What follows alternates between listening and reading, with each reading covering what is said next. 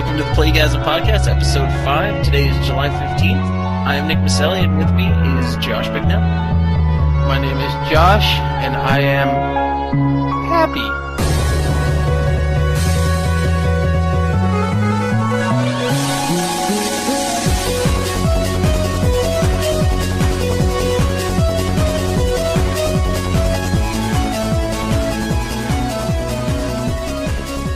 And we're back. Oh, God. E3. Fantastic show of shows. It was awful. We'll find out. So in today's episode, we'll be breaking down what we've been up to lately, our top 5 handheld games of all time, the video game challenge, and then our E3 breakout of what happened at the show, what we thought about it, who won, maybe a little game of the show action. We'll find out. Yay! But as always, Josh, what have you been up to? Wow, this week, it's been a crazy week with E3 and everything. There hasn't been much time to actually play video games, because all you've been reading about is video games. It's more fun to read about them. Yeah, it really is. Actually, I don't know. I think I had more fun when E3 was back in, March or May or wherever it was. Yeah, I kind of enjoyed it when it was in May instead of July. Is more games to play or less games to play? I don't know. It seems like that whole time there was a void where something was missing, and now you have TGS just around the corner. I wish that they kept the schedule where it was. But have you been up to anything besides E3? Well, I played some Street Fighter 2, obviously, because that's all I do on the Xbox 360 is play Street Fighter 2. That was a good $400. Yeah, it was. Spend. I bought the console just to play a classic game, I suppose. But I guess it's better than buying a Wii just to have it sit there and collect dust. Oh. I played some more NHL 2K7, and I've been playing the bigs. Really?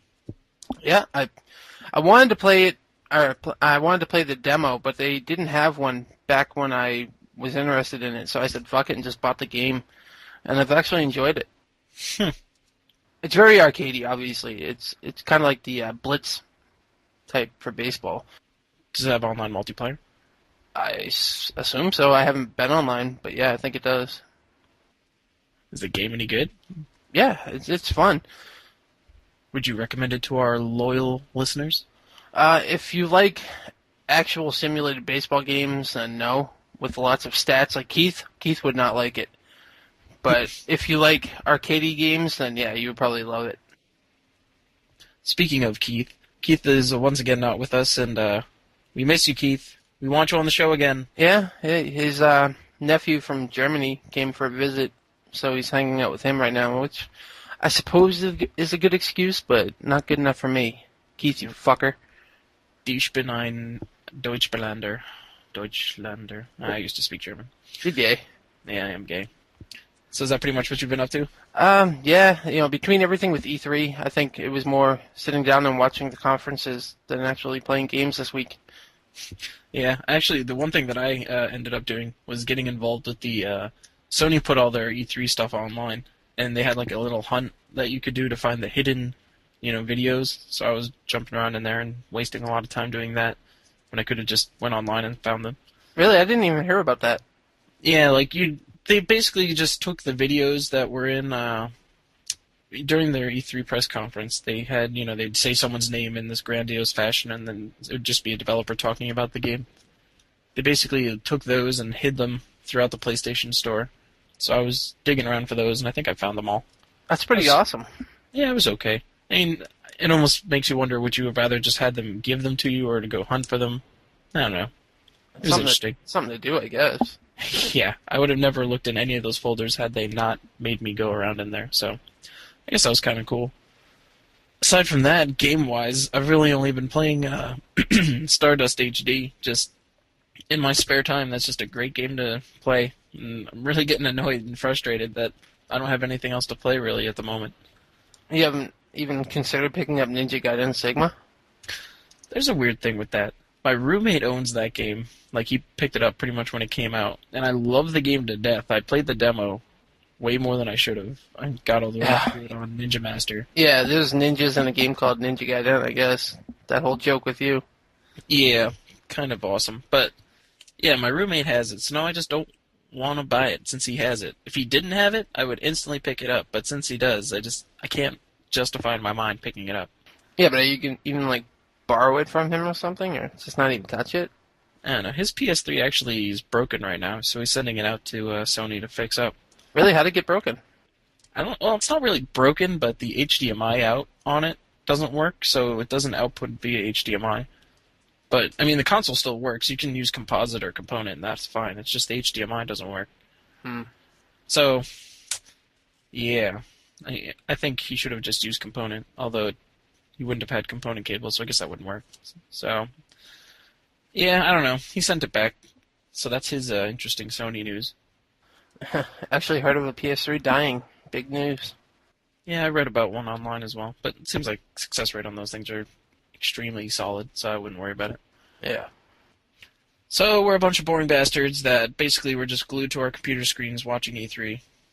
Well, more like my cell phone, because I was at work, so I ended up having to like read all the live blogging and get home and watch the G4 viewings. Which, by the way, G4, you fucking suck. How dare you cut through or go to commercial in the middle of like a big showing like Halo 3. Halo 3 video came up and they went to commercial. Yep. Alright, so let's turn this into a G4 bitching fest. Do it.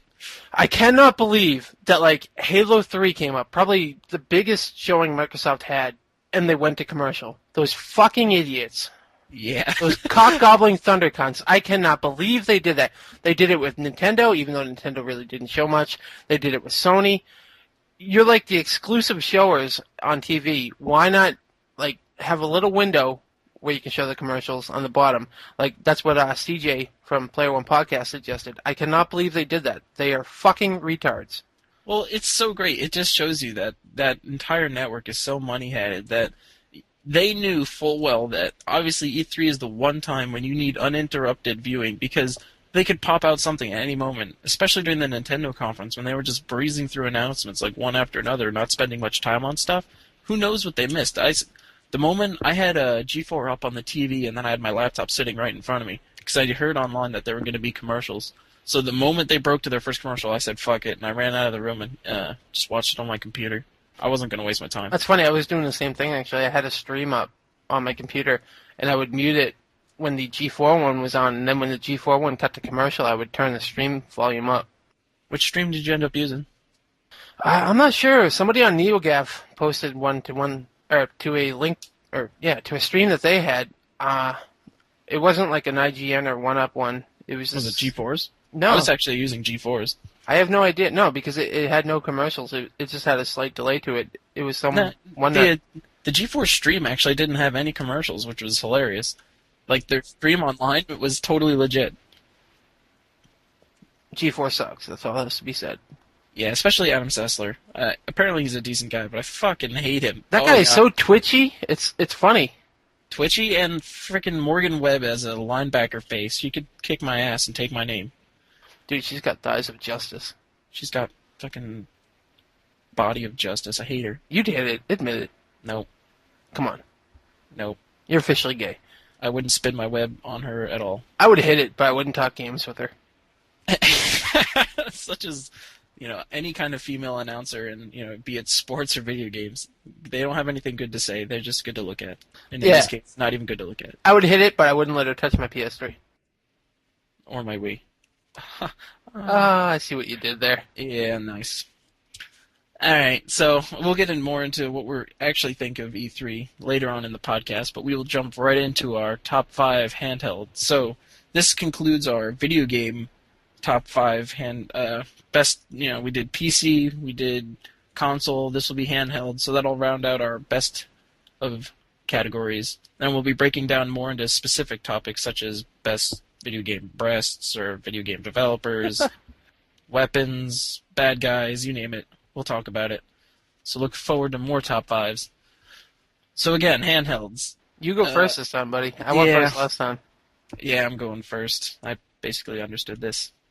So I should preface this by saying which consoles I've owned. So my focus, handhelds I've owned. My view is kind of focused in terms of which ones I had. I've only owned Nintendo products aside from the Game Gear. So I can't speak to the PSP whatsoever. So, knowing that, I will go 5-1 as we have in the past, and again we'll try and be shorter on this if we possibly can, unless we break into some hilarious commentary about fapping, since fapping was the theme of last week's podcast. So number 5 for the DS, the ultimate system shower, Nintendogs. I want to jerk it to their cuteness. It's such a freaking great game if you're by yourself. Well, see, we got our DSs around the same time, actually, and we got this game, I think, at the same time as well. Yep. And we had a little competition between us with our dogs. Like, mine was named Mega Man, obviously. And what was the name of your dog? Bigsley. Yeah, Bigsley, that's Freaking right. champion. Bigsley was a champion. The black and brown dachshund.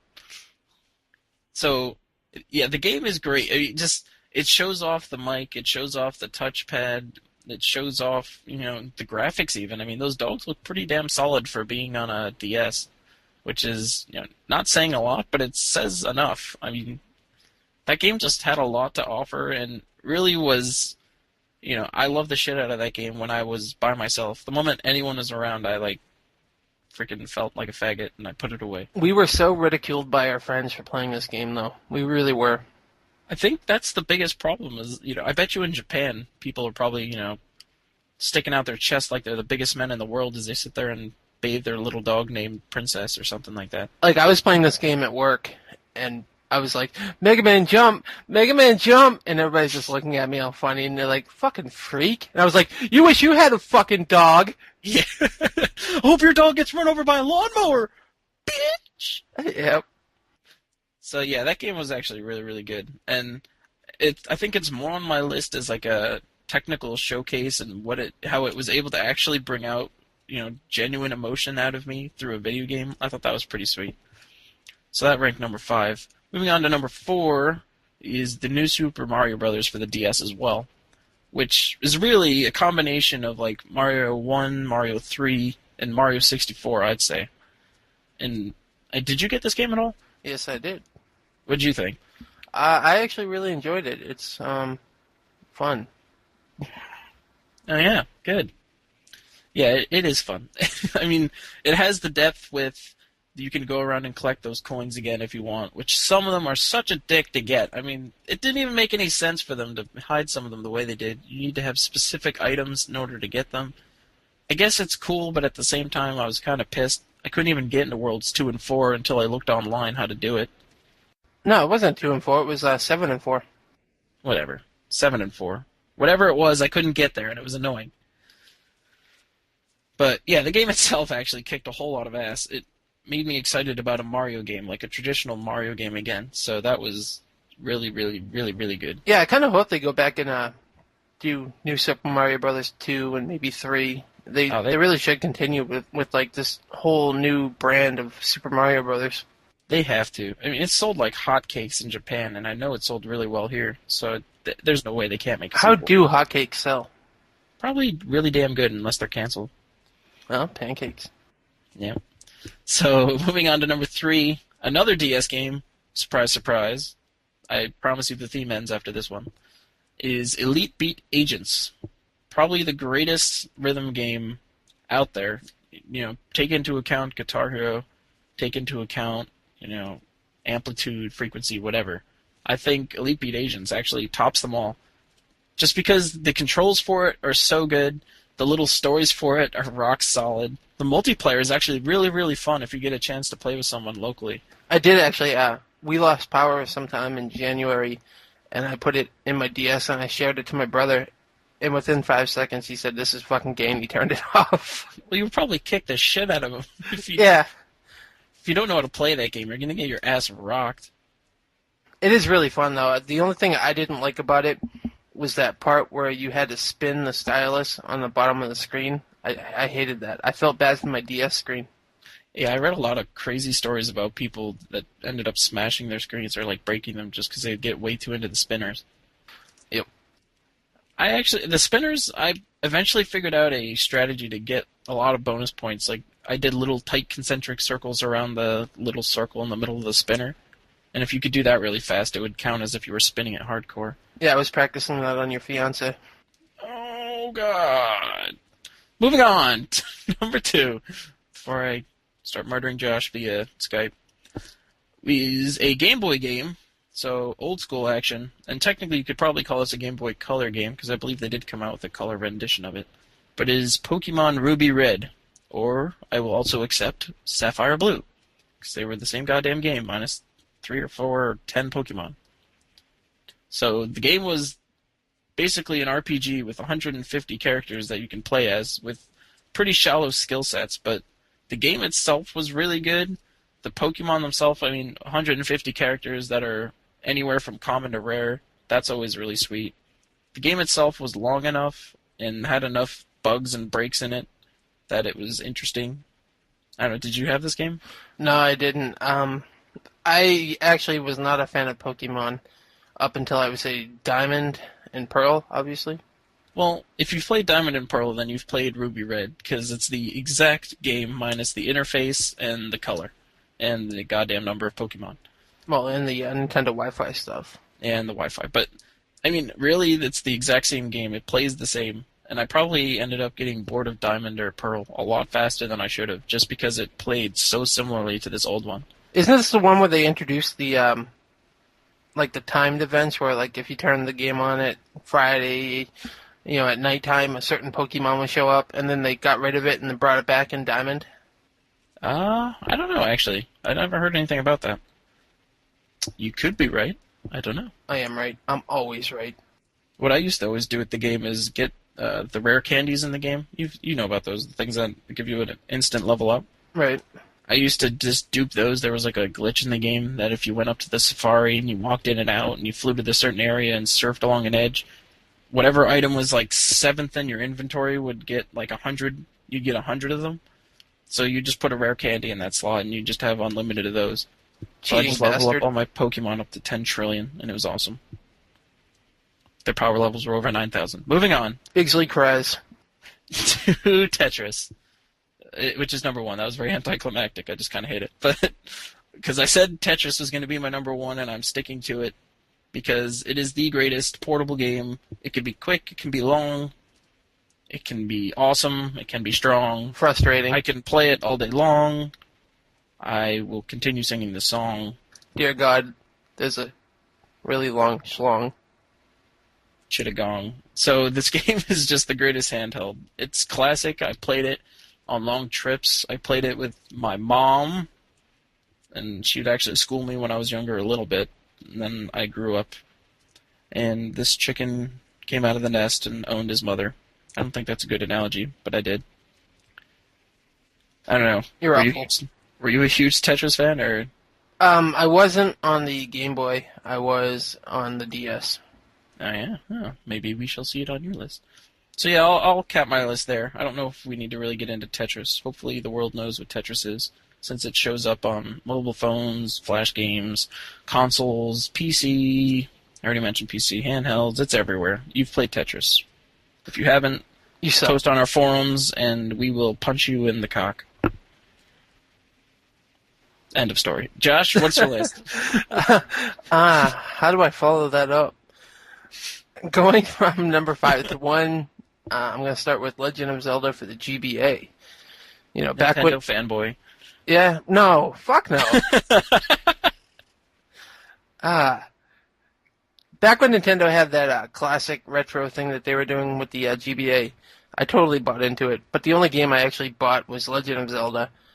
Only because it's Legend of Zelda. I love it. Now I could have played it at work, which I did, and I got caught so many times, and I got yelled at for it. But it's Legend of Zelda. There's nothing to explain about it.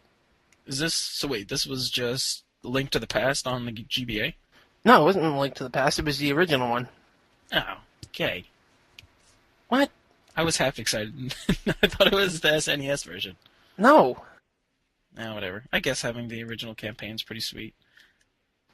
I hate you. Yeah. Next. Alright, number 4 on my list would be Loco Roco for the PSP. Explain.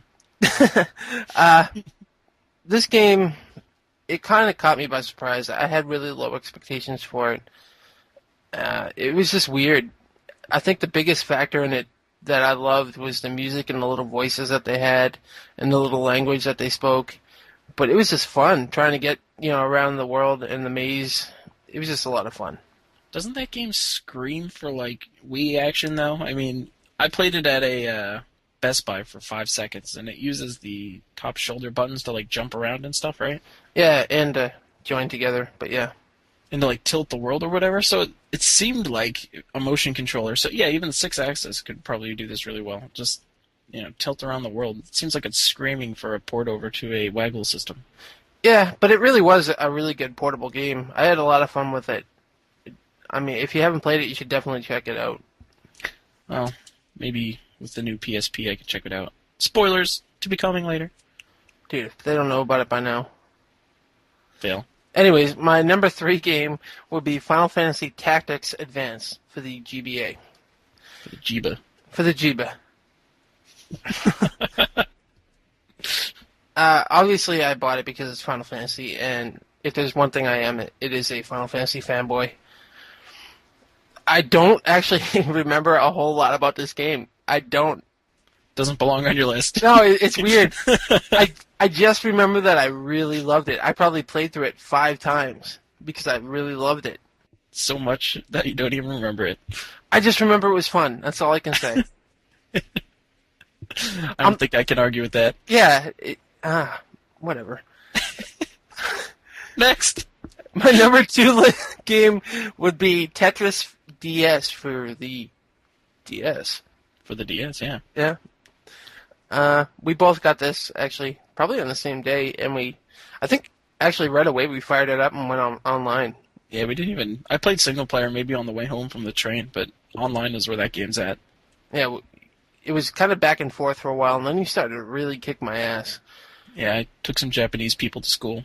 Yeah, I took some Japanese people to school, too. But I think my shining moment with this game was, like before, when we lost power back in January, I shared this game with my brother, and I beat him a total of 500 times, and I only lost once.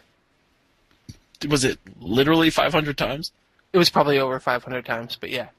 Holy shit. You must have played that game for hours. He was so frustrated, I think he actually slammed his DS down a couple of times. Well, did you just beat him that fast? Like, I have to imagine you just slammed him with like 2 or 3 Tetrises and he'd just cry himself to sleep. Yeah, it was pretty fast. It was pretty bad. He cried himself to sleep. Well, it just goes to show that how good Tetris is, that I can have the classic one on my list and you can have the new one on yours, that it really just stands the test of time like that. Yeah, well, I also like a lot of the newer things they did with the DS version. Like, some of the music in it was cool, too. Yeah, the whole retro feel of that game was really awesome. And then my number 1 game... Surprise! Shut up. Would be Mega Man Powered Up for the PSP. Surprise! God! Alright, I'm a Mega Man fanboy, too. Shut up. Fantasy, Mega Man... What else we got? Cock. Alright, cock. Next. Talk about it. This was basically a remake of the original Mega Man for the NES with different graphics, and they had a level editor where you can... Actually, didn't I talk about this in the last podcast? Yeah, you briefly touched on the title. Yeah, well, they had a level editor where you can make your own levels on the PSP and then upload them, and from there people can download them and try to get through your level. I tried to make one, and I basically stopped within 5 minutes because I got bored with it and just went back to playing the game itself because I love Mega Man so much I just can't stop playing it. And to this day, I'm actually considering... Actually, I'm going to put my PSP on now and start playing it. So have you ever considered going to like some Comic-Con and cosplay a little Mega Man action? No, I haven't. Are you sure? You're not a true fan unless you do. Have you ever thought about going to a Microsoft conference and dressing up like Jeff Bell? That guy. You reminded me of someone, but we'll talk about that later. So, yeah, that rounds out our top 5 lists for games on systems to be generic. You'll look forward to more top 5s. Again, they'll be more general. We'll talk about breasts. We'll talk about baddies, weapons. Submit your own top 5s. We shall listen and supply. And again, if you have your own top 5 handheld games of all time, we would love to hear them. So come on our forums and let us know. I'm sad that none of us had a Game Gear game on the list. I didn't even have a Game Gear. I borrowed one from my friend, and I played it a little bit, but I wasn't too impressed by it. Actually, I didn't even have the original Game Boy. I never had one. I've owned every single iteration of the Game Boy. It's really embarrassing. That's because Nintendo loves you and you love Nintendo. It's true. So, video game challenge. We play a little music. You do a little guessing on the forums. We could potentially say your name on air. And or give you $1 million. No. No. So here comes the video game challenge. We'll announce the winner thereafter. And here it is.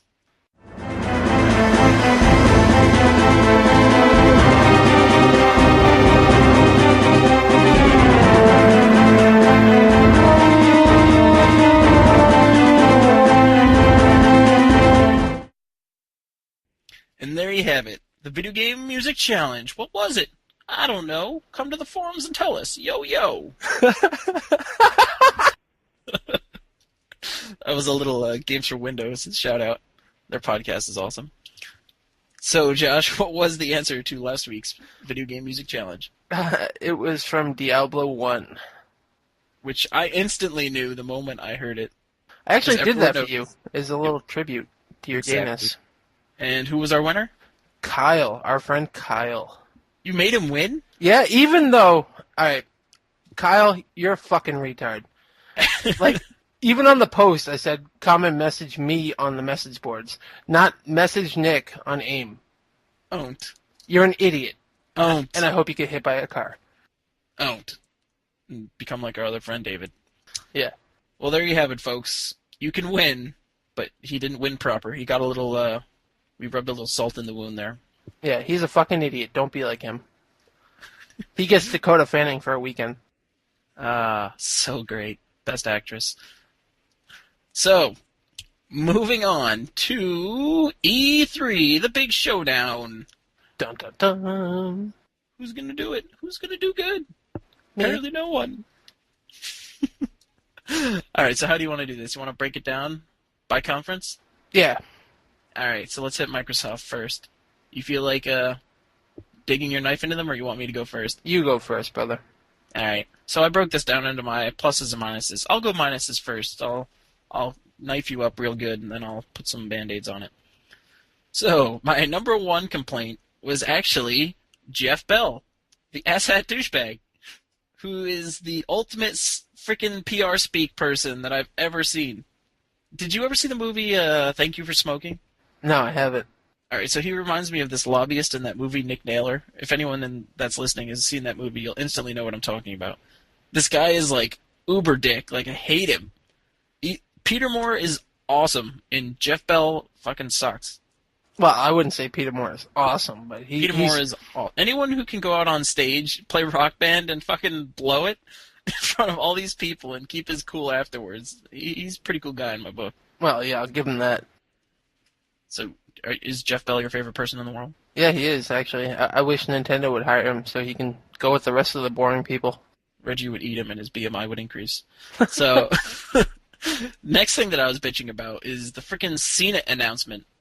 What the hell is CNET, and why the hell is it on the 360 with a waggle wand attachment? I actually didn't really notice this at all, so I'm not like too familiar with CNET. I kind of blew it off. It's just like a game where I think they ask you a question, but it's all DVD based. So there'll be like a video plays, and then you have to talk about or guess whatever it was. But the peripheral that comes with this thing, it's like a massive wand that has a win button on top with like 4 Guitar Hero buttons on the bottom. It's like a Fisher-Price toy. It looks awful. You're gonna buy it. You know you are. I have no intent. If anyone's going to buy this, it could be one of my roommates, but I will not touch this thing with my freaking 80-foot-long wang. I will not touch this. I have no comment. Alright, so I already mentioned this, but Peter Moore, Rock Band, embarrassment total. Freaking. So, for those of you who didn't see the conferences, Peter Moore decides to start rocking out with some of the developers of Rock Band from Harmonix, I believe.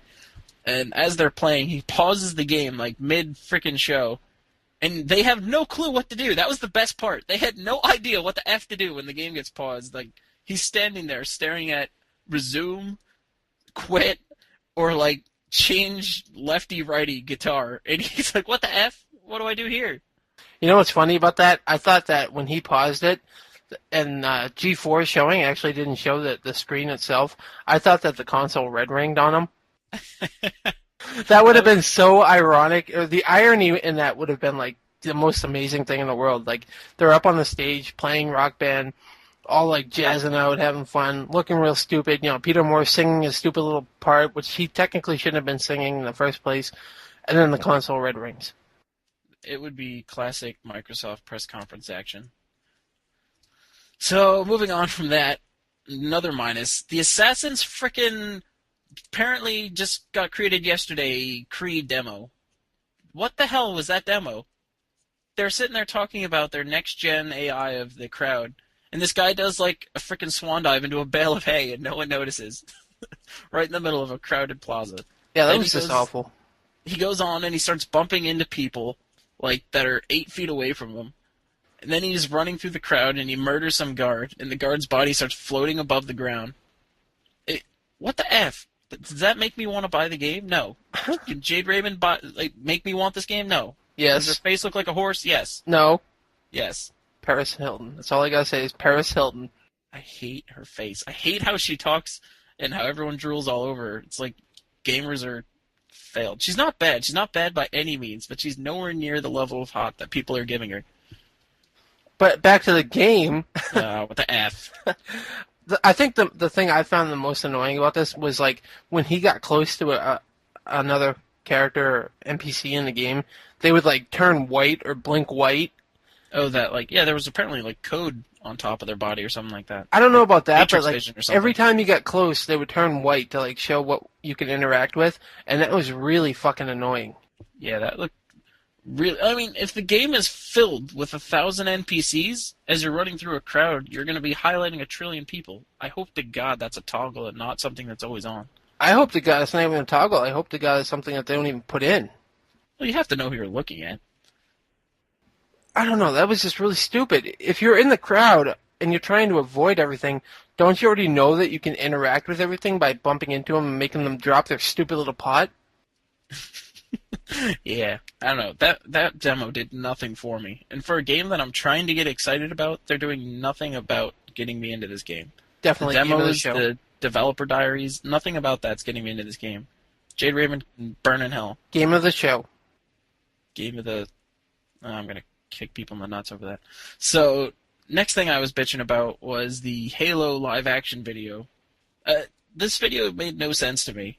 It was cool because it was Halo, but at the same time it was completely pointless because it wasn't an announcement that didn't show anything. It was basically, hey, remember we were going to make a movie? Yeah, this is what it could have been like. Someone fund us, please. I kind of basically ignored the whole Halo showing. It didn't interest me at all. Well, didn't interest me either. Speaking of Halo, rounding out the bottom of my list here, the Halo 3 Xbox SKU that got announced. What the F? What makes this thing special? Does it have wireless? Does it have HD DVD? Is it just green with copper on it? Dude, it's baby shit green. That's what it is. It's frickin' split pea Gerber food green. I hate this thing. It's cool because you know people are going to want it. I don't want to rip on it for that. I mean, if it costs the same and there's nothing bad about it, then who cares? But another SKU? I mean, this is going to be frickin' Vista release action with 6 SKUs going on. But they didn't even like say a price for it. Like, how much extra are they going to charge for that coloring of it? They didn't even say what was special about it aside from the look. Yeah, I want to know more about it. Like, besides the look, is it just like a premium? Is that it? I would probably guess that it's just like a premium, but who knows? But how much extra are they going to charge for it? You know, they show it and then give you no information about it. It was completely worthless. But Peter Moore held it with one hand. Peter Moore's gay. He was sure to let us know about that. Alright, so that's enough on that. And then the last thing was the actual Halo 3 trailer itself. I hate to put it on my minus list, but I was not excited about this thing. The gameplay seemed really old school. Like, there was nothing interesting about it, per se. The environments looked cool. It was cool that we got to see single player. It was nice to see the graphics were touched up a bit. But there's really nothing in this trailer that got me geeked out. You know you're going to get it. I'll definitely I watched my roommate get it since I don't have a 360 right now. But Loser. I don't know. Apparently there was a like behind the covers, under the scenes. I totally switched those two, but apparently there was a showing of the game directly after that everyone said was amazing. So hopefully the game is still amazing. Just that trailer did absolutely nothing. Well, the trailer, like, it was so cropped up. It would, like, start something and then cut it, and then start something else and then cut it, and then go to the ending of, like, somebody getting shot, and then cut it, and then go to the logo. Basically, it was a porn movie full of 3-second bukkake shots. Like, you're about to get going, and then all of a sudden it flips. Awful. Yeah. So, what about your positive list? So you can't argue with their games that are coming up. I mean, everything coming out in 2007, they made sure to hit on it and hit on it hard. You know, all those games. I'm not going to list them. I don't remember all of them. They look awesome. And they did a good job of letting me remember that the 2007 lineup for the 360 is something that you don't really mess with. It's just a really good lineup that there's really not too much bad to say. Mm-hmm. All right, we'll leave that there. Next thing I had was the Mass Effect footage. They talk about this game all the time, and really there wasn't too much media behind it. Not in terms of hype. Everyone seems to be pretty hyped, but really in terms of images and videos, it was pretty slim. And then they come out with this really cinematic trailer that shows off gameplay and the different video elements. It was really, really, really cool and got me re-excited for the game. You know, I'm not excited for this game, and I'm not hyped for it, and this showing did nothing for me. It didn't make me want it. It didn't make me even excited for it. It just made me be like, oh, yeah, Mass Effect. I totally forgot about that game. Well, at least you remembered about it. What was it that didn't get you excited? It just seemed like every other Space Marine shooter? Yeah, it just looked like everything else. That's it. I guess that really speaks to how many Space Marine shooters are really out there nowadays. I don't know. I thought it was pretty sweet. Nope. Next thing, Reggie Bush saying, "I know how you Microsoft guys like to cheat." As he's sitting there playing Jeff Asshat Bell in Madden '08, he just drops that bomb on him, and the crowd, you could tell, they got a little kick out of it. It was like an evil slip-in that Reggie did. So good. He owned his face. And owning Jeff Bell is tops in my book. The game itself looked okay. 60 frames versus 30 frames on the PS3. Not much to argue about. Actually, didn't, at the end of E3, one of the guys who is working on NCAA for the PS3 side said that the PS3 version of Madden is, in fact, going to be 60 frames per second? Possibly. Last I had heard, I think it was one up yours that mentioned that it was 30 frames. Yeah, I can almost swear that, like, I read on Kotaku or something that they said that it is indeed going to be 60 frames per second. I got to verify that. Hopefully. I mean, it's kind of nut jobby that developers can't really keep their games up to par on the PS3. So that would be pretty sweet if they could. But it doesn't even really matter to me. I mean, honestly, 60 frames, 30 frames, it's Madden. They can't even get a fucking net for the field goals. The net? Yeah. What? In Madden, they don't even have a net come up to stop the field goals. They just, like, go and, like, you kick the ball and it goes and nails a fan in the head. I think they did in the Wii version, at least. Fuck the Wii version. Nobody wants a Wii. Everyone wants a Wii. At least everyone wants... Yeah, anyway. So, next thing, this is a really dumb point, but I said the stage setup was actually really sweet. If you saw the stage beforehand, there was a pool that was set up like right in the middle. There was a little catwalk that walked out in front of the audience, and the stage had all these monitors on it. The stage itself looked pretty pimp compared to the other two. I'd say it had the pimpest stage setup. Yeah. I thought that was pretty sweet. But something that's totally legitimately worth getting excited about was the Call of Duty 4 demo that they did on stage. Did you see this at all? I did. What'd you think? I'm not impressed. At all? Nope. Not even the visuals or the animations or nothing? The visuals were really good. I don't know. One thing that kind of stuck with me, and it's kind of pathetic, but when he was in the sniper rifle mode, or actually when he had the sniper rifle up and he was running, if you looked at, like, in the scope, wherever he was running, the scope didn't change graphics. What do you mean? Like wherever he was pointing the gun to as he was running, the scope didn't like show the graphic that he was looking at the time. You mean when it wasn't zoomed in? Right. Oh, like the reflections on it. Yeah. I don't know. I think I made a comment to my roommate as we were watching that it looked like it was reflecting behind it. I don't Not so know. much what it was looking at, but what it was looking, what it was reflecting from behind. For whatever reason, I couldn't get that out of my head. It just kept bugging me. And I think that kind of like brought the whole showing down. And that is really pathetic. What a thing to focus on. Yeah, like that I let that get to me. And then ironically, as soon as the Killzone demo came up, I looked at the scope. That's the first thing that I looked at. Wow, awful.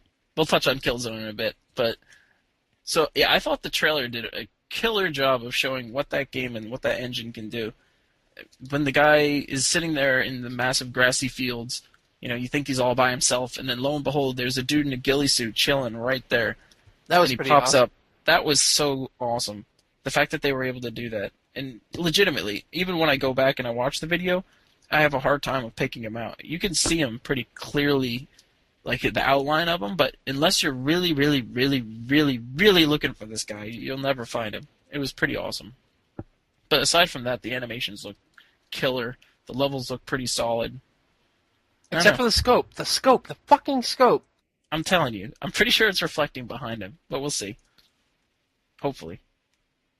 So yeah, and then also they announced that there would be a beta exclusive to the 360.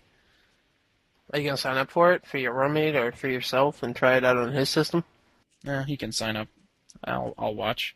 But the fact that there's a beta exclusive, I don't know if there's ever been beta exclusives on multi-platform games.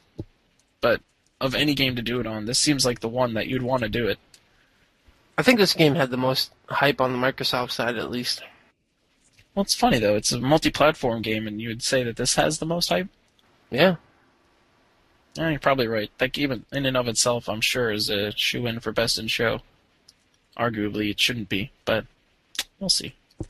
And the last thing I had rounding out, their only non-2007 announcement, was the Resident Evil 5 video, which I thought was a Metal Gear Solid 4 announcement trailer until I saw the words Resident Evil pop up on the screen.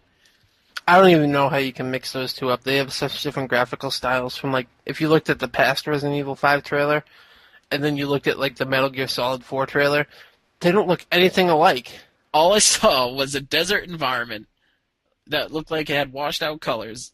And I was, anticipating. I mean, if you listen to the last podcast, I keep talking about how I'm almost positive that they're going to announce it. So the moment I saw, like, that washed out desert view, I was like, oh shit, here it comes! And it was Resident Evil 5, which in and of itself was awesome. The trailer didn't show much of anything. I have no clue if that was in-game or what, but the trailer, reminded me the game still existed, looked pretty cool. I liked it. I liked it. And the fact that I thought it was Metal Gear 4 made me like, I have to list it. So, yeah, that was my Microsoft. And we're going to be doing a grading thing. I gave them... I think we should do the grades after. I gave them a... to be found out later. So, Josh, I don't know if you want to run through the whole show, but... No, I'll do my Microsoft side right now. Okay. Instead of... I guess I'll start with my pluses instead of my negatives. I'm going to throw a loop in there. You see? Sneaky bastard. Yeah. I only had, like, really 2 pluses for Microsoft. I wasn't really too impressed by their showing. I love how they really did focus on their holiday lineup. That really impressed me. They had a lot of games, and they basically, like, jammed it right down your throat. Like, this is what we have, if you don't like it, fuck off. Check this out, competitors. You're a bunch of losers because you have nothing. Yeah, they had a really crazy screen where it was just, there was some kind of video panel off to the left, and then a massive, every title he would list out became a box on the screen, and there was literally 16 titles that were of AAA quality. Granted, like 5 of them were EA games, but they filled the screen with all these titles, and you're looking at the list like, yeah, that's a pretty good list. They have a really, really solid 2007 holiday lineup, but you know what's sad about that? What was that? I want none of those games. Not even Halo 3? Not even Halo 3. Not even Mass Effect? Not even Mass Effect. Not even Gears for PC. No, I don't want Gears for PC. I didn't even like Gears on 360. You're gonna like make everyone that listens to our podcast discredit you as a console reviewer. Good. And my second plus for Microsoft was, just like you, Resident Evil 5.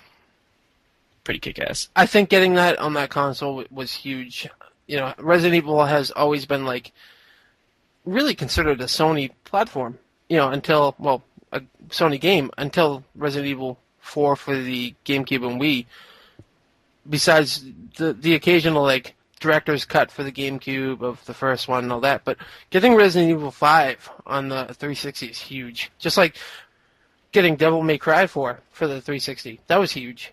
Yeah, there's a lot of games that are making the jump, and games costing as much as they do, not too surprised, but yeah, that game looks like it's going to be pretty sweet. Right, and how can anybody be surprised that Resident Evil 5 was going over to the 360, though? If you were, then you're a total idiot, because Capcom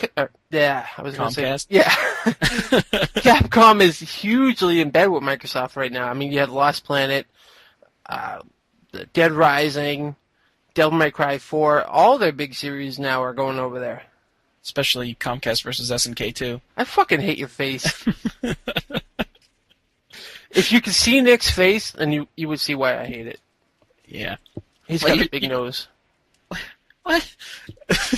You're totally right, though, about, I was about to say Comcast, about Capcom and them going multi-platform. I don't think anyone should be too surprised with their future announcements in terms of multi-platform. It's just a given at this point. Yeah, I think that Capcom is just going to become a huge multi-platform company, kind of like EA. Well, hope to God, though, the quality of their games stays up, because Lost Planet was still really good. You know, Dead Rising was really good. Dead Rising was good, minus the small text bug and a couple other things. Oh. They're still a really good developer, then I hope to God that they don't start diluting their games, because they're putting them all over the place. Yep, and to my negative side, because I think, I had more negatives than I did positives for Microsoft, actually. Yeah.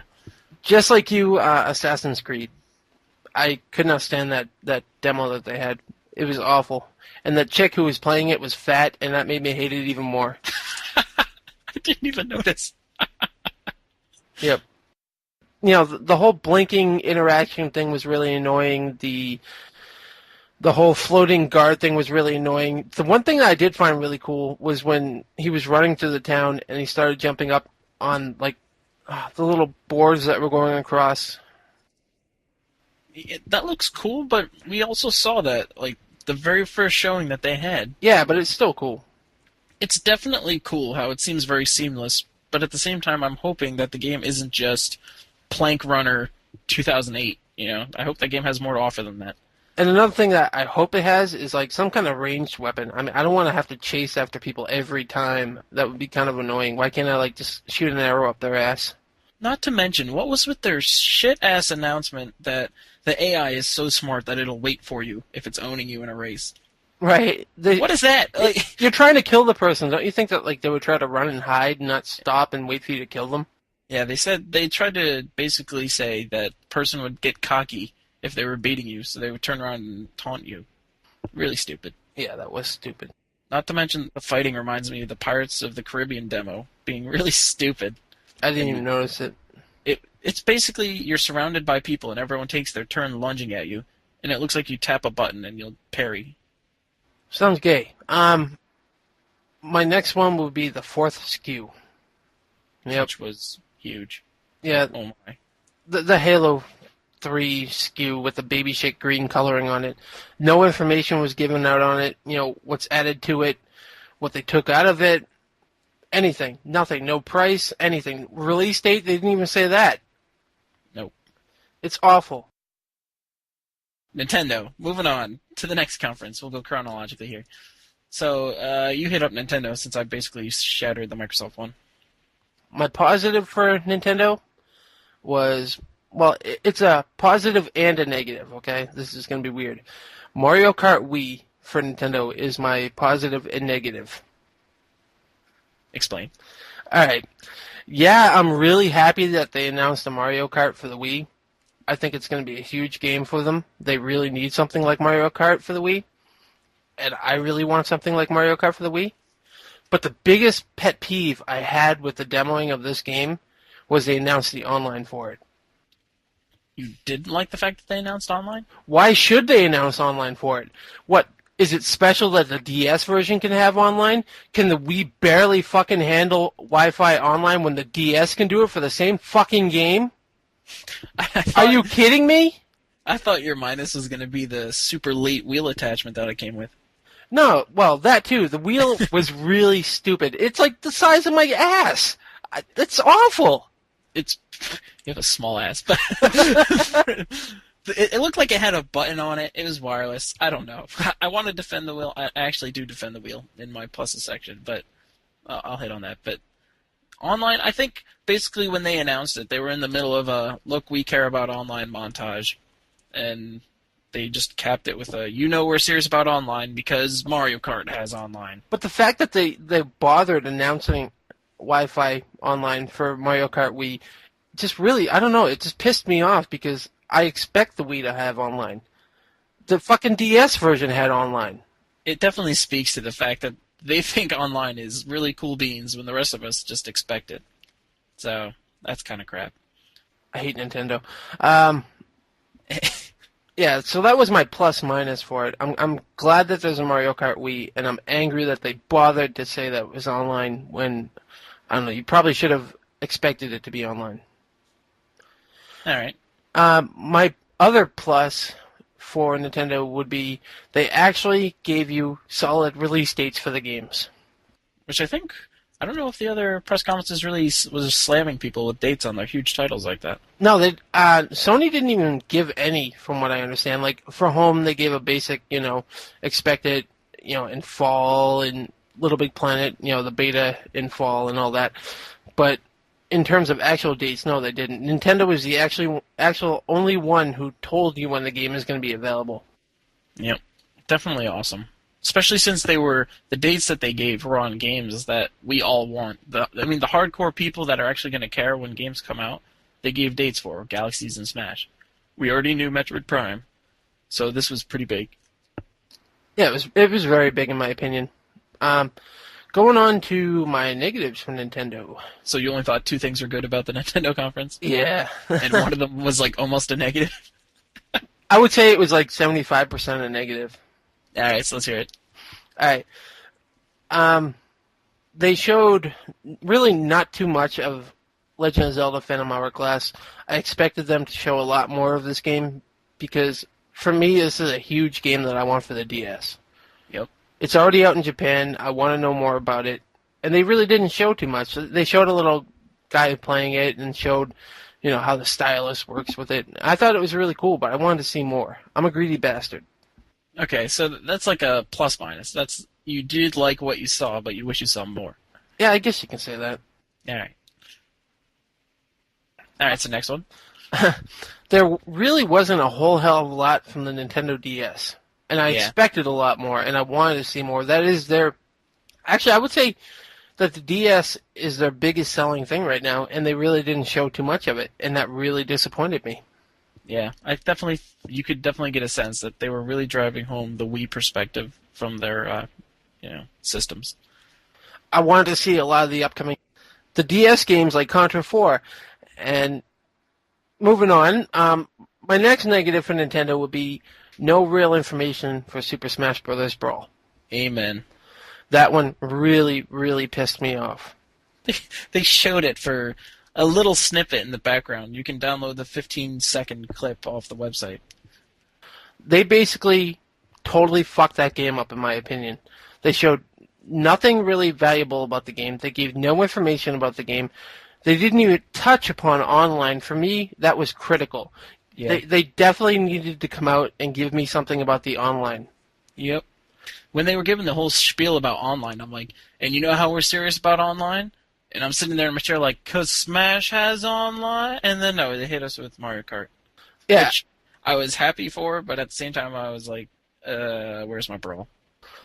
They really needed to give some information about Brawl, and they totally failed in my eyes. It couldn't get any worse than that. But at least we got some sweet picture of Wario shaking his ass. If that's what you like, then I It, suppose. it is.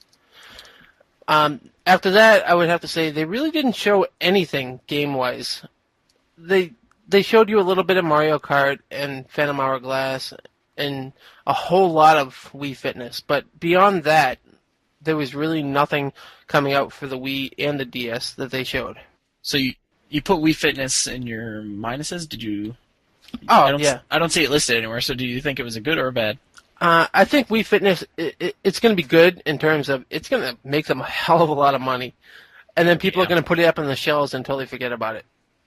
You think so? Yeah, I guess we'll hit on it more when I talk. But yeah, but they showed a lot of Wii Fitness, and that was basically half their conference. They showed nothing else from any other game beyond that. it definitely. And the next point you'll speak to kind of hits on the sentiment of what this show was about for them. So yeah, go ahead with that one.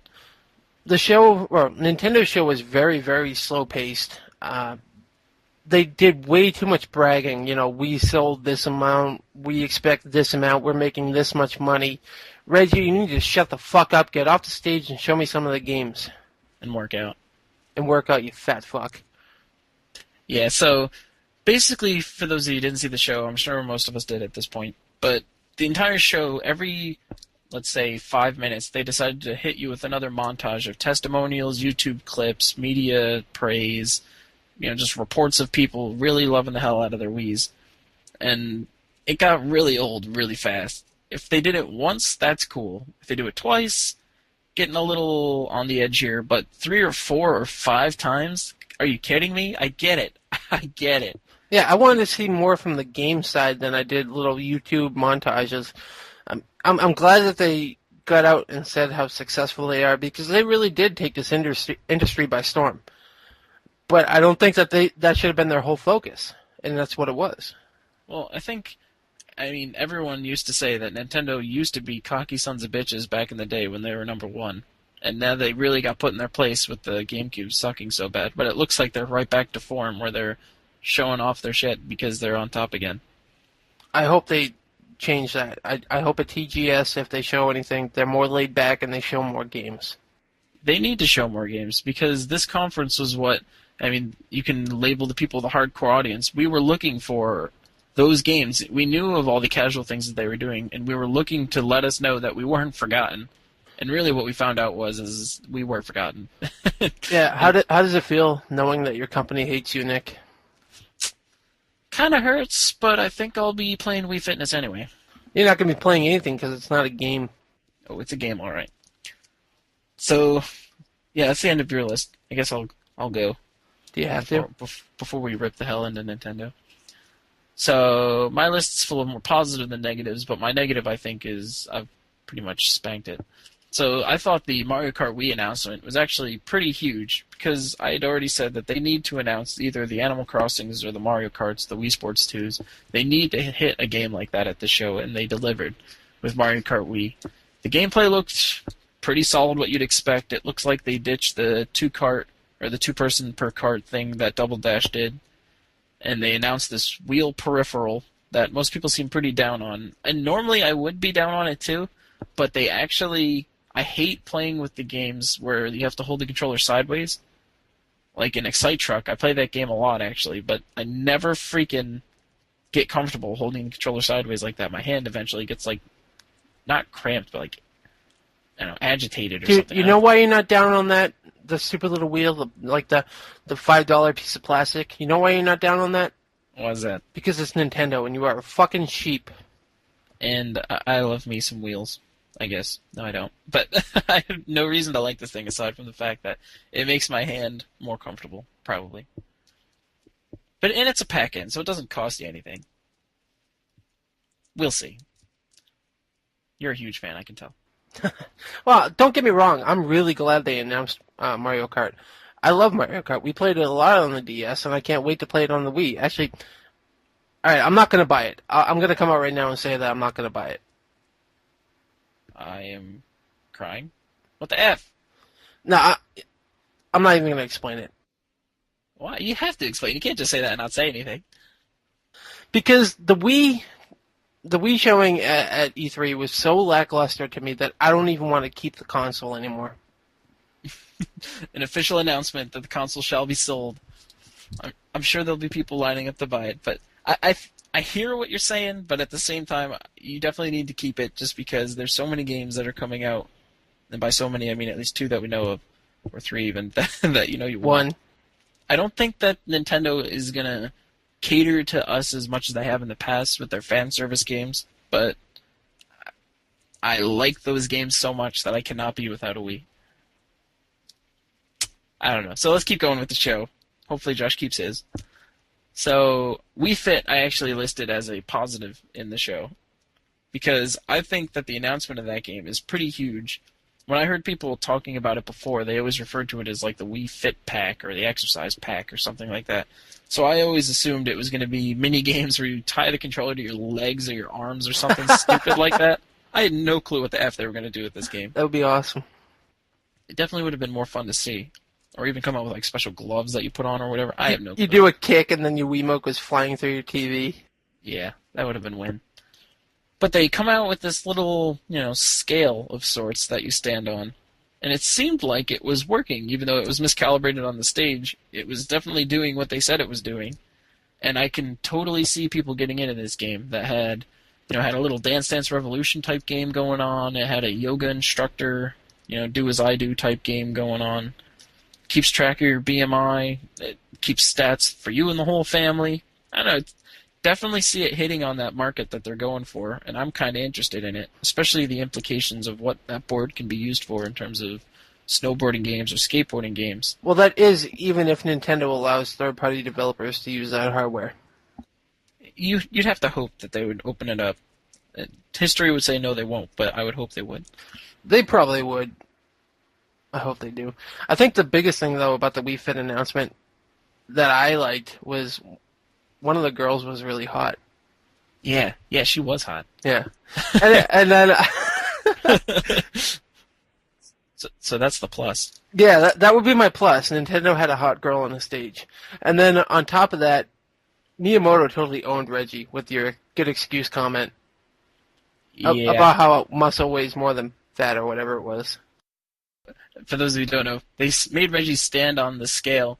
They call it the Wii Balance Board, I believe. But they made him stand on it, and it calculates your BMI. So they did this live in front of everyone. And he stands on it, and there's a selection of light clothes or heavy clothes. And there's Reggie standing in full suit, and he says, heavy clothes, heavy clothes. And then he picks light clothes. So, of course, it's going to throw off the thing a little. But we all know Reggie's a pretty big guy. So it sits there, it calculates, hits him with a solid, 27 point something? Yeah, I don't know. And Miyamoto starts, giggling off to the side with his little friend over there. Miyamoto owned! Yeah. Basically, everyone thinks Reggie's fat now. Pretty awesome. Pretty ballsy on Reggie's part to get up there and do that. Yeah, it was. I never could do that. I would have been embarrassed as hell. But all in the name of sales. So the next thing that I thought was really cool, we already hit on it, was the game dates. They said November 12th for Galaxies and December 3rd for Smash, which basically tells you that this Christmas season is going to be out of control for Nintendo, with those 2 games pretty much hitting the shelves around the same time. Really awesome. Last year, I was super, super excited for Mario Galaxy, and this year, I don't know. I'm not really so excited for it anymore. I think I kind of lost interest. The bee suit doesn't turn you on? That was funny. Actually, I would play it just to see that. The bee suit. I would buy it just to see that, actually. And then Smash, I already went into that. The whole not mentioning online, I'm not interested anymore. I want a Mario in a bee suit plushie. If they have that, I will buy that. Dude, you're going to buy it anyways. You're a Nintendo fanboy. Yeah. But yeah, so those putting dates on those is really nice because now we don't have to sit there and guess ourselves to death. So the next thing I hit on is the Metroid Prime 3 demo that they did on stage.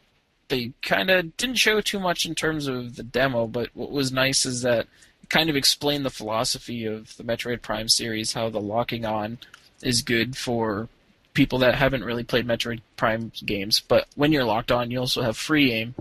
So I think that's actually going to be the next step in terms of first-person shooters for the Wii, because the biggest problem is always, you want to aim at people, and you can aim at people, but it doesn't feel just right because it's more of a mouse than it is a light gun. So there's always that issue. I haven't played a first-person shooter on the Wii yet, and I don't know. I kind of thought that lock on and then free movement thing was pretty cool. It's a good idea, and I'd like to try it out to see how it is. But Definitely. I'm probably not going to because I'm not a Metroid fan. Oh, it is a shame. If you haven't played these Metroid Prime games, I'd recommend them. You have to kind of get ready to do a lot of traveling, but if you can get into it, it's definitely one of the best games out there, as referenced by my top 10 list. And by top 10, I mean top 5. Speaking of gun-type things, they announced the Wii Zapper. I didn't hear this anywhere on your list, so I have to imagine this didn't take too well with you. No, it did. Just like the wheel, awful. Basically, it's just a plastic shell that you put the nunchuck in the back. It's got a wire guide, and then it has a place that you basically stick the Wiimote in the top. So it looks like you have this massive-ass Tommy gun, like flat top from Dick Tracy or something like that. It's pretty cool. I mean, people that used it said that it was pretty nice. And it comes again with some games. I believe they said it was going to be a pack-in with some software. So hopefully it either comes with, what the hell? Duck Hunt? Not Duck Hunt. I think it might come with like Umbrella Chronicles when that game comes out, or Ghost Squad. And then apparently it comes with like a Wii Play type game if you buy it separately. I don't know. Yeah. Kind of cool. I wasn't overtly positive or negative. I just think it was cool. I guess it's something that they had to do. I mean, if they want to focus on a lot of shooter-type things on the Wii, then this is a way to make some extra money off of your sheep, I guess. Yeah, it looks like a Tommy gun. It's kind of a weird design, but if it gets the job done and it makes the games more fun, then I can't complain. So that rounds out my positives. Jumping into the negatives, no footage, no extended footage for Brawler Galaxies. Apparently there's a lot of footage for Galaxies that hit the show floor in terms of demos and stuff, but for the show itself, you need to hit on those games that your fans are looking for, and that's Galaxies and that's Brawl. And they gave you little 15-second snippets, and they didn't even focus on the video when they showed it. They were asides. Reggie would sit there talking about the game, and the video would play in the background. They didn't even focus on it. So all right, let's be honest here, though. It was a non-video. What is a Nintendo fan now? Is it us, the more hardcore beast, or is it the casual ones now who are buying their console? I think they know that their fan base is so rabid, like myself, that we will, dance to the tune, we will dance to their drum, whatever it is, we will start adapting that way. And I have seen myself lean more towards casual games, but lately I've kind of, I'm getting to that point where I need some more hardcore games coming out, and I've been turning to other systems to get those. So, I don't know, a traditional Nintendo fan, I don't want to believe it's casuals, but it definitely feels like, or at least they think it's casuals. Nintendo clearly hates freedom, and they're not making hardcore games anymore. Nintendo Wii, created by the French, confirmed. So, the next thing, which is the last negative I have, but it is such a big negative, because they wasted probably 25% of their show by doing this, which was those stupid YouTube/testimonials/newspaper clipping crap that they did. Like I said, if they did it once, awesome. If they do it 80 times, F it. I don't want to see the same freaking thing 1,000 times. We get it. Everyone loves your shit. I love your shit. Just don't show it to me 1,000 freaking times. Yep. I agree. I concur. The only good thing is that they had GPD from cheapassgamer.com on there.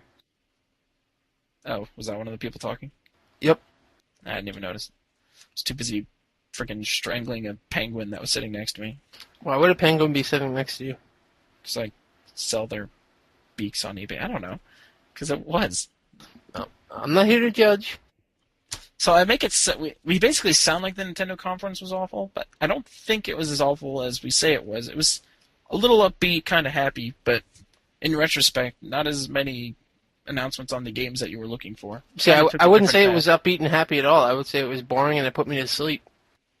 So we'll see in the grades. What shall it be? Sounds like Josh is an A. ... So Sony press conference, which we both, I think, agree had the most to prove when it came to the C3.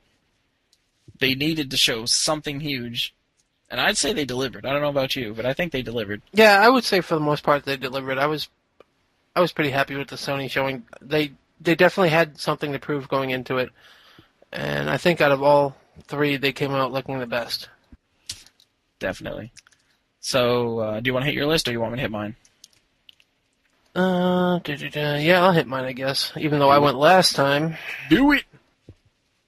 In my positives, I would say Sony stepped up and they showed actual upcoming games, which for them is huge because nobody really knew what was coming for the console. Well, really, they need to talk about the stuff that's coming out because, what's on it currently is okay, but Yeah, they needed more. I mean, obviously the 360 had a huge drought when it came out and all of that, and the Wii has a huge drought, and the PS3 has a huge drought. But on the Sony side, people were, I think, a little bit more concerned because one, it's really expensive, and two, it costs more to develop games for than it does on the Wii. yep. And you can't really port PS2 and PSP games to it like you can with the Wii. Yep. My second one will be it seems that Sony has smartened up and they took note from a lot of the home beta testers and they changed a lot of things that the people wanted to see within it. Like now you can run, and they changed the main lobby area to be an outside area. Which is nice. I mean, it was like a really modern-looking inside area that they showed before, but the outside area, definitely cool. Definitely gives you a little more open space feel, even though I'm not sure if spatially it got any bigger. Yeah, I'm really excited for home. I want to get in there and try it. Some of the new things they added, like you can snap a picture and it shows up, that was pretty cool. And then like the little MySpace type website thing, that was pretty cool. Some of the things that they added, I definitely approve of, and I can't wait to see it. When Phil Harrison went into that little area with his friends and launched a game of MotorStorm, and they played that real quick, even though he sucks at that game. Yeah, he blows. And He then, was in first for like 10 seconds, and he was whacking off, and then he got raped. yes. And then when they exited the game, it just dropped them right back where they were. I thought that was really cool. So they definitely came out and proved that they are listening to the home beta testers and that they came through with their promise that you will be able to launch games and go right into it. I think it's cool because I honestly was not too excited about home. The only aspect of home that I'm excited about is that I can run around the world screaming, "Hey, I want to play Fight Night Round 3. Who's going to play with me?" And these, I can gather like a group of people that actually want to play the game. So you get a face and a personality along with the person you're playing the game with. So, playing someone through there, and then you can make some legitimate friends through the system. Well, legitimate online friends through the system, which is kind of cool. I think that's what they need to focus on. It's an open environment with a lot of stuff to do, but it needs to be game centric for it to work, at least in my book. Right, and the fact that, like, obviously we all know that 360 you can already, you can group together and go right into a game, but this is kind of a step up to it. Like you said, you can meet with other people and go right into a game and play. I thought that was really cool. Especially, and again, I think you need to invite them into your house in order to do it or something like that. So I'm not sure. Like, I don't know if he was in his house or he was in a public area. I'm not quite sure. I don't think it would make sense for it to be in a public area. yeah, that'd be kind of rough to do. You'd have to form parties or something Right. like that. But yeah, home looked okay. Again, I'm still not geeked for it, but launching a game from within it, huge step up in the right direction, My next one would be they showed more of Little Big Planet. which is always sweet. I really, really, really, really, really, really, really, really, really want this game. Really want this game? I really want it. I'm totally geeked out for it. I totally want Little Big Planet. I don't think personally I would develop a map or a level or whatever you want to call it. I think that being able to download other people's levels is really cool. And now being able to go into home, get with your friends, and go right into it, that's really cool. I was about to mention, you mentioned that in Mega Man Powered Up, I think it was, that you didn't create levels in that, but you liked the fact that you could. I was about to ask you if you would create ones in this one. Because, it's not just creating a level by yourself, you get to create levels with other people simultaneously, which I think is really, really awesome. It's one thing to be user-generated content, and it's another thing to be multi-user generated content, where multiple people are contributing to the same project at the same time. That's really, really cool. Yeah, Little Big Planet, I think, for me at least, stole the Sony showing. And it wasn't even that long. They really hit on it for only maybe a minute and a half in the show. Yeah, but that's all I needed. I'm Well, easy. the stuff they showed was so cool. They like made a little tank that would like run around, and the editor itself looked extremely streamlined and awesome. Yep, I totally agree. And then my next one would be the redesign of the PSP. Embarrassing. How is that embarrassing? They make it a little bit lighter, a little bit smaller, and it can now play on your TV. Where's the upgrade? Oh, well, let's see. What was that? A little thing called the Nintendo DS Lite. Oh, yeah. The thing that's selling really, really, really, really, really, really well. But the DS Lite is an actual change of, the form factor stayed the same, but the look of the original DS was such ass. It was like some awful rejected Transformer or something like that. Dude, it's the same fucking thing. It's just slimmer, more square. That's all it is. Whereas the PSP, it's the same thing, just lighter and thinner. They're both the same exact fucking thing. It just looks exactly the same. When he showed it, I didn't even realize it was a new PSP. I thought it was the same one. All right, you got me there. Okay, the DS Lite, it has a massive upgrade. I forgot that the hinges crack on it. That's a low blow. Definitely, no, I don't want to discredit the PSP Slim, but I was expecting them to ditch the UMD format, maybe even a bigger screen, definitely better battery life. And they said that the battery is a little better, but it doesn't sound like it's going to be extremely so. Why would they drop UMD, though? That would break compatibility with everything that they already have for it. That would be stupid. Maybe support UMD, but then also support like massive amounts of internal flash, something like that. Just UMDs and like spinning of those disks causes the game's loading times to be out of control, apparently. No, what caused the long load times was the lack of RAM, so they added more RAM to stop that. I don't know. We'll see. I'm interested, but I've put it on my negative list instead of my positive list. Come on, you found Chewbacca sexy and you want the Star Wars Edition one. I really do, actually. If I did, I would want that Star Wars one just because it's white, which actually I don't like, but it's got that sweet little silhouette of a stormtrooper on the back? I thought it was Darth Vader. Yeah, Darth Vader. And that looks just really sweet. Yep. All right, my next one would be, they focused a lot on PlayStation Network downloadable titles. Yeah. That's all you have is eh? They showed really cool stuff. You actually call out the ones that you were... I don't know if you just want to read off your list.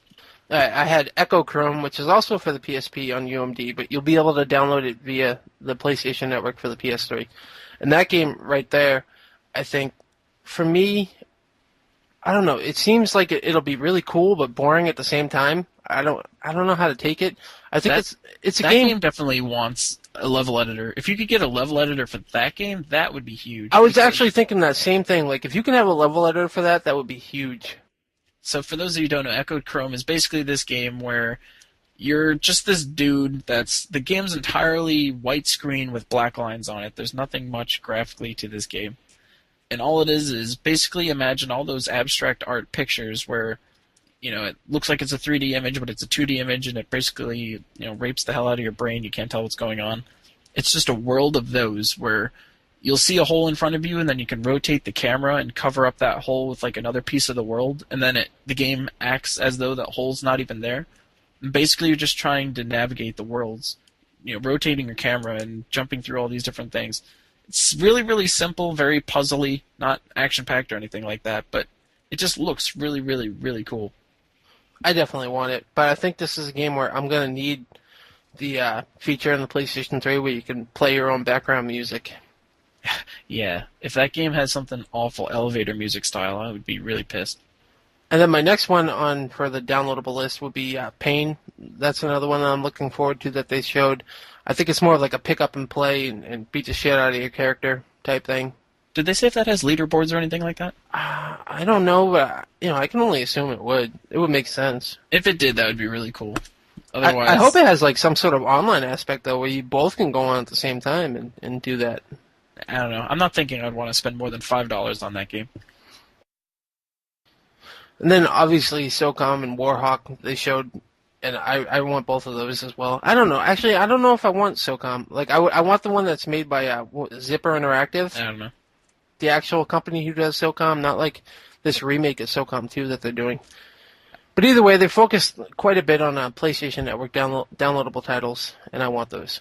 it did look really, really solid. And of course, the best one on that list is Warhawk. But it was nice to see that they had more stuff in the pipe, and they look pretty solid. Yeah, there was some other game that they showed. It was like Papple something. I can't remember the name of it, and it looked pretty cool, but I don't think it really left a big impression with me. What was it called? I don't know. It began with a P. It was like Penis Puffer or something. Yeah, okay. Bestseller. Yeah, Game of the Year. And then obviously for Sony, just like Microsoft, I think Resident Evil 5 was a big deal. That kind of stole some of the thunder, in my opinion, from Microsoft announcing that they were having it. It's like, hey, we have it too, guys. Yeah, I mean, Microsoft's conference was first, so they got that trailer out first. But the PlayStation trailer was actually like a little recut of it. It wasn't the exact same trailer. It had most of the same footage, but it was slightly different.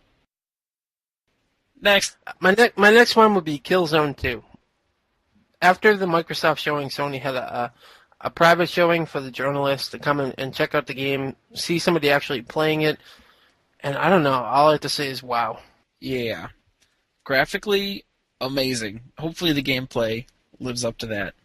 Because I remember waking up in that morning and having like a bunch of text messages from you going like, "Oh my god, wow, holy shit." Because it hit that trailer. Like, the 2005 trailer that they showed, they're not exactly the same by any means. If you side by side those things, you can tell.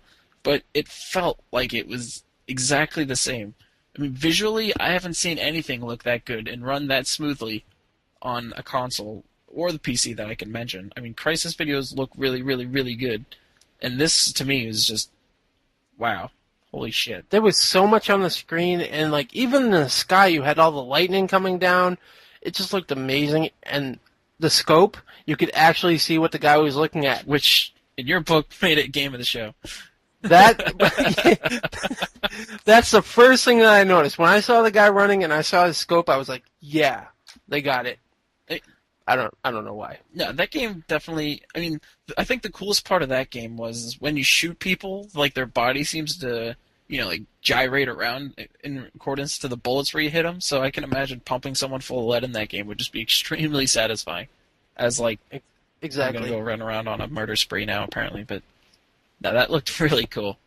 I'm probably not gonna buy it because I'm not a fan of first-person shooters on consoles. But you can I have appreciate to say, it, right? yeah, I can really, really appreciate it. They definitely stepped it up with that. I went into E3 not knowing what to expect from Killzone, but I have to say that they did it. They really came through. Yeah, the NeoGAF Threads title got changed to Signed, Sealed, Delivered. So I think they really, really did their job. And I was skeptical. I didn't know what to expect like you. And I came out of that thinking, holy F, that was freaking perfect. And apparently it plays really well, too, which is nice. Well, yeah, that too. But obviously, my next one would be Metal Gear Solid 4. They confirmed that it's an exclusive, so I don't know. I don't know if that's groundbreaking, but either way, they have. Well, it puts all those rumors to rest. I mean, how many threads have been created on the internet about the exclusivity of that game? And now it's, you can put it to rest. And then obviously we had another Kojima saying that he's done with the Metal Gear series. He's retiring from it. He doesn't want to see it anymore. That's probably like the 10th time he's done it. What did you think of the trailer itself, though? I thought it was good, but I have to say, I don't know. If I was gay, I probably would have popped an erection at the end. When they were doing that fighting, I swear to Christ, if you were gay, you probably jerked off 100 times. I did, and I'm not even gay. What happened at the end? It was just the two guys fighting. Right, but I don't know. Maybe it's just the way I was seeing it, but there was so much homo action going on there. I think you're a homophobe. Don't touch me, Nick. Confirmed. My negatives with Sony, moving on, would be that a lot of the games that they showed are really far off. They're for like early to late 2008, and we're not going to be getting them for this holiday season, and that makes me cry. Yeah. I mean, they kind of have to focus on games that aren't as near as we'd like them to be, because for their 2007 lineup, they don't have anything. I'm not really sure. They want us to get excited about Lair, but I'm really not. Assassin's Creed doesn't look apparently very good. Heavenly Sword, maybe? Yeah, I would actually probably get Heavenly Sword. That game looks like God of War chick, and looks kind of... Next-gen breast. Yeah, next-gen breast. I'm not going to talk about it. But They did one thing with that game where you can shoot projectiles and steer them around with the six axis. Shane was talking about it on One Up Yours, and apparently it's really really cool. Like it doesn't make any sense whatsoever that you can shoot a cannonball and steer it around a corner and hit someone in the face with it, but it's just a cool use of the six axis that makes you wonder if they put it in because of the six axis or if they wanted to do it anyway and just decided to use six axis controls with it. All right, well, to finish mine up, the last one that I have, because I don't know, I think I kind of already touched upon the other one, was that they didn't really give any confirmation of when the home open beta was. At GDC, Phil Harrison said that it was going to be in July. And this time around, they said it was going to be in fall. Apparently, and this is just going off of forum threads, so forgive me if it's inaccurate, but apparently more home invites did go out the day of, but it wasn't an official open, here it is on the PlayStation Network downloadable. It was just a more selective, grouping of people that got in. Right, but they didn't really touch upon when the open beta is coming, or like exactly when is home coming. Like no specific date, just like it's fall. Yeah, that's kind of ass. I would. That's all I have for Sony. Yeah, I wouldn't really knock them hardcore for that, but it's kind of disappointing. Yes, it was. So I'll jump into my list. We already talked about Echo Chrome, so we don't need to get back into that. But I thought that game was cool, and it's not something that was earth-shattering by any means, but it was just cool to see that they had some original stuff coming for the PlayStation Network. Yep. The next thing on my list was their timed exclusivity deals for Haze and Unreal Tournament 3. I don't really care about Haze. I think Haze is, to me, it's the crisis of the consoles. Visually, it just looks really, really, really cool. Gameplay-wise, I don't know if it does anything necessarily special, but at least graphically, it looks really good. So it's nice to see that Sony can still lock up exclusives in some places. Right. I think the biggest news out of those two, though, is that Unreal Tournament 3 for the PlayStation 3 side can use PC downloadable mods. Yeah, apparently the mods are going to be a seamless transition from PC to PS3, which is really huge. It's definitely the first time that there's been mods available for consoles, to my knowledge, or at least something as huge as this. That is a huge kick in the face to Microsoft with their locked platform. Yeah, I mean, and again, I think I mentioned this on a previous show, but Jeff Knightley was really grilling the Microsoft guy on this point that Live isn't able to support these types of things, and it's really kicking them in the pants. I think it's really awesome that Sony's kind of embracing this user-generated stuff. The thing that I thought that Sony really did well was that they needed to show the games at the show, and they showed the games at the show. There's really, like we've mentioned, nothing too spectacular coming out in 07 to get really crazy about, but their 08 stuff looks really, really cool, and I can't wait to see these things like Killzone dropping. Just a game of that magnitude hitting would just really, really change the outlook on console games. I think as of right now, I could probably say that Sony has the strongest lineup for 2008, at least of what's been shown. Yeah, I mean, we really don't know too much of what Microsoft is doing in 08 aside from Resident Evil and what Nintendo. Alan Wake. Well, that's something we didn't even hit on. They didn't show a single frickin' thing of Alan Wake. They just mentioned it. What bunch of ass was that? Did they even mention it? Yeah, and they had these little stupid boxes come up, and Alan Wake was one of the listed games. Yeah. But they didn't talk about it whatsoever, which I'm sure made so many fans delighted. So yeah, they showed the games. So that's definitely a huge thing. Again, a positive. The Little Big Planet level creator looked so good. That game, and here's the funny thing. I'm more excited about that game from a creation perspective than I am about running through these levels. I don't know if it's going to be fun to play this game. I just think it's going to be really fun to create stuff in that game. So I think it's going to be really fun to play and create. Like, after a podcast, we can all get together and run through a couple levels, download a couple. I just think that it'll be, like, fun to kick back, relax, tell a few jokes, and run through a level.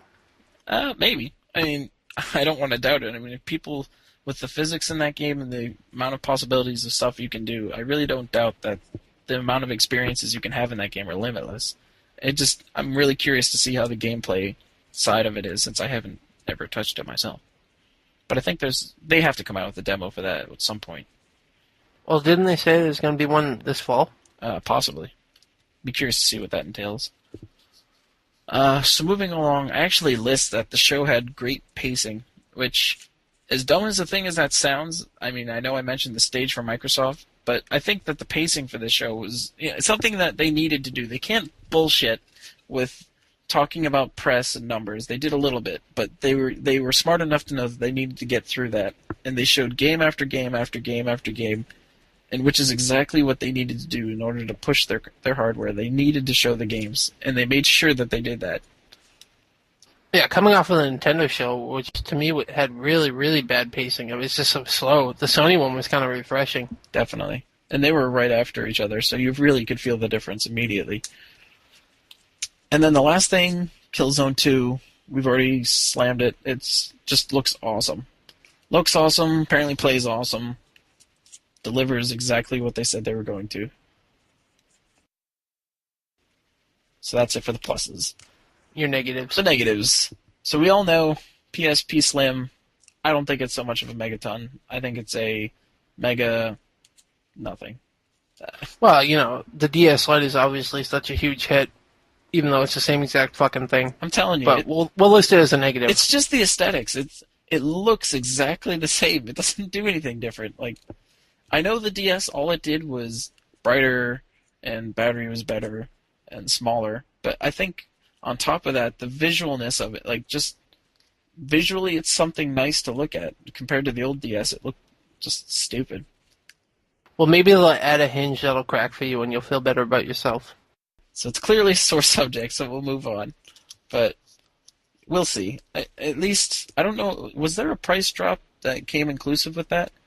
Everything that they talked about always was with a bundle that I couldn't really tell. Yeah, I don't know if there is a specific price drop on the new one. I know that the current model has, it's selling at a lower price than what it was before. Yeah, if there's a price drop with it, then I'll definitely give it a look. But I wasn't too, impressed with the actual improvements. That's neither here nor there. One thing I listed as a negative was Jack Tretton as a presenter. He just was stupid. He was obviously nervous, and he kept talking about how he was obviously nervous, and he felt out of place, and he kept talking about how he was out of place. You know what, though? I kind of like that about the Sony conference. It kind of made them feel more human than the other ones did. But it's just like, if you're a presenter for a multi-billion-dollar company, you need to have a little, testicles. You need to have testicles so you can freaking talk in public. How do you rise to the top? I do wish that they used Phil Harrison more, though. Oh, definitely. They didn't use him enough. I like Phil Harrison more. His accent, just gets you going. I don't know what else to say. What is it with you and guys with British accents? I'm telling you, it's just sweet. I'm going to move to England. So, next thing was, I thought the Metal Gear trailer was actually really disappointing, because again, it felt like it was full motion video. I know it was all an engine, which is cool. It shows that the, power of that engine in the game itself is going to be really nice. But we didn't get to see any gameplay. There was nothing stealthy going on. We get to see Snake flopping around like a fish because he's dying for some reason. And he's trying to take a shot at some other guy who's leaving. I don't care. And then it cuts to, a little Matrix-style fight between these two guys. And the fight scene there was really, really cool. But, what is the point? I can see CG videos of people fighting and get all excited about those. What makes this anyone fighting? Clearly you're not a fan of Metal Gear. Or you haven't really played Metal Gear. Nope. So you have no ground to talk. But if there's fans of Metal Gear, you can't just play to that audience. I mean, you need to get other people into this game. I mean, shame on me for not playing Metal Gear games like crazy. I played the second one a decent amount, but I never got into the story of these games. I could care less about the story. I just want to play. Well, one reason why they didn't show actual gameplay is because I think it's like in a week Konami is having a show, and Kojima did say that he will be playing it live there. Yeah, he did say that. So here's something to look forward to in the future, but I thought it was disappointing that we didn't see anything at E3. So that was all my negatives. And then my last point, kind of stupid, was that they repeated some old footage for some things. I know Assassin's Creed was an old video, and I want to say Heavenly Sword was an old video. I don't really remember, but I think, there was some old footage on there rather than some new stuff. I don't know. I just thought that they definitely could have made the effort to get a new trailer going, but whatever. That's pretty minor. Pretty minor. So that rounds out all three of the conferences. So now we'll give them all a grade, teacher style, A through F. So we'll start from the beginning again. So Microsoft, Josh, what'd you give them? I gave them a D. Sum it up. What makes you think it? It was boring. Yeah, they had a lot of good information for 2007 holiday season, but I wanted to see more for 2008. Yeah, I'm a little more forgiving. I ended up giving them a C because you can't argue again with their lineup that's coming in '07, but really nothing to get too excited about in '08. And really, I knew about all these games that were coming out in '07. I thought they underwhelmed with Halo and overwhelmed with Mass Effect. A lot of people are talking about Mass Effect and Call of Duty instead of Halo, which if you're Microsoft, that doesn't speak too well, because those aren't first-party games. Exactly. So next one we'll go to is Nintendo. Do you want to go first again? Yeah, I gave them a D minus. Not too surprising, but why is that? Nintendo was awful. Too much bragging, not enough to back it up. Yeah, they're selling a lot. Yeah, they really don't have to go out and show you anything because it doesn't matter. People are going to buy their stuff anyways. But I would have expected more. I would have liked to seen more. Yeah, I agree with those statements, but at the same time, I ended up giving them a B, higher than the Microsoft one, just because they did make some announcements that were, E3 size. Like Mario Kart Wii, that's something that you expect to hear at E3. That's a big announcement.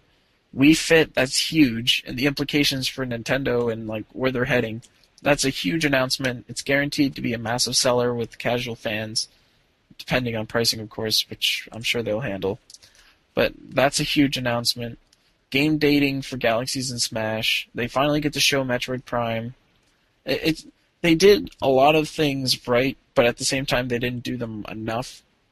So I felt like their announcements that they made were pretty decent. Not too much to complain on their end. Again, with the media montages suck, so I ended up giving them a B. So on to Sony, who had the most to prove. What'd you go?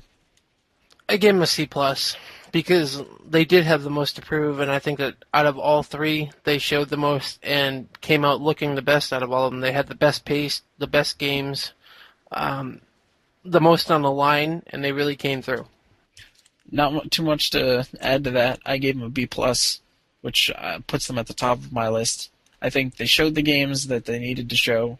They put the hype where they needed to, and overall, it just felt very buttoned up, and I think they hit everything they needed to. I have a question for you based on E3 in general, though. What's that? Now that we've seen E3 and it's come and gone, do you really think that next year there should be an E3, or do you think that they should just get rid of it and focus more on Tokyo Game Show and their own little showings like Sony's little Gamers Day thing and the rest of them? I absolutely love E3. I think it would be stupid as a industry to just totally ditch the show of shows for the video games industry. While the actual breakouts, I could care less about, showing the individual, their little 8x10 cubes of little footage that they get to show, like their little demoing areas are a lot smaller. I could care less about those. The press conferences themselves, having all three present at the same place and pitting them against each other, I love that environment, and I would hate it if that disappeared. I think that they should get rid of E3. It hurts. Or at least move it back to its original date. Because right now, within a month or two, you have Tokyo Game Show. So why should they show anything at E3 when Tokyo Game Show is coming up? Well, traditionally in the Tokyo Game Show, Microsoft's been a no-show at the Tokyo Game Show because no one in Japan buys their shit. But right, but Microsoft also has their own little Gamers Expo. Yeah, they have the XO6 or XO7, whatever they're going to call it this year, I'm sure. But yeah, they have that thing, and that was in Spain last time, if I recall. So yeah, there are individual shows that they can show these things at, but I still feel that ditching E3 altogether would be a massive loss for the games industry. Something that's meant so much to all of us gamers that we look forward to, and to have it totally disappear would be a little disheartening. I just wish they would put it back at the original date if they were going to keep it. Well, And I think that just about rounds out our E3 Spectacular podcast. Thanks, Woohoo! thanks for listening, and respond to the VGM challenge if you get a chance. Visit us on our website at www.playgasm.com. And we are out. Goodbye.